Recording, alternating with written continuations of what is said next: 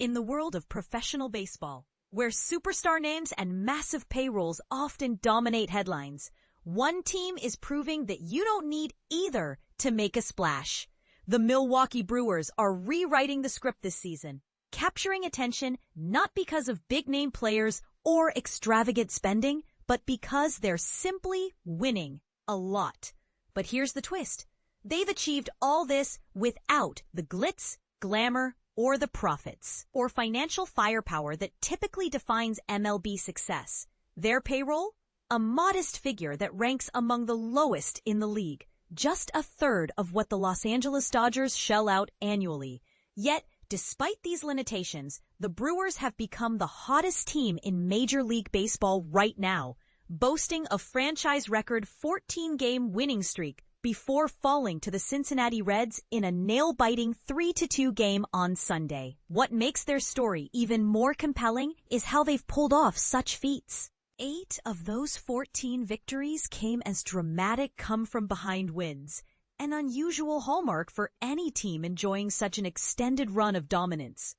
Currently sitting at an impressive 78-45 record, they lead the Chicago Cubs by 8 games in the NL Central and hold a 7-game edge over powerhouse teams like the Dodgers and Philadelphia Phillies. For context, it's been years since anyone saw a streak this long. The last time was back in 2022 when the Seattle Mariners set the bar high. This level of consistency isn't entirely foreign to the Brewers.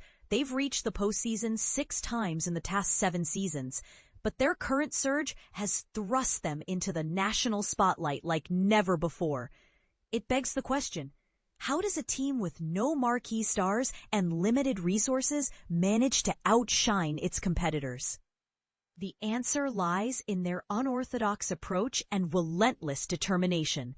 At the beginning of the season, things looked bleak for the Brewers. They were swept by the New York Yankees and projected to finish below 500. A prediction that seems laughable now. But something shifted along the way.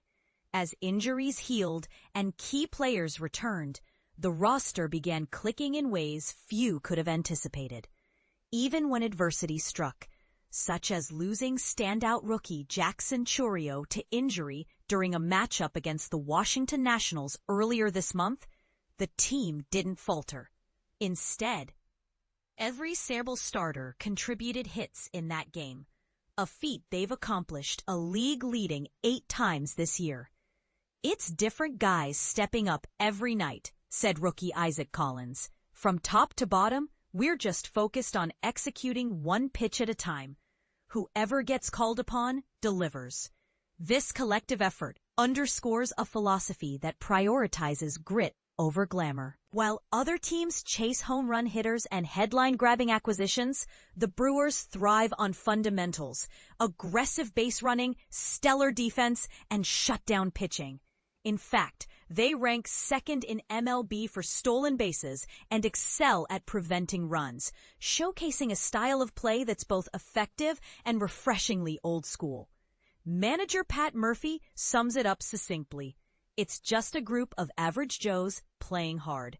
He insists there's no secret formula. Nor does he take personal credit for the team's success. We're not going to spend a ton of money or sign big-name free agents, he explains. That's just who we are. If playing this way gives us a shot, great. If not, we'll keep grinding.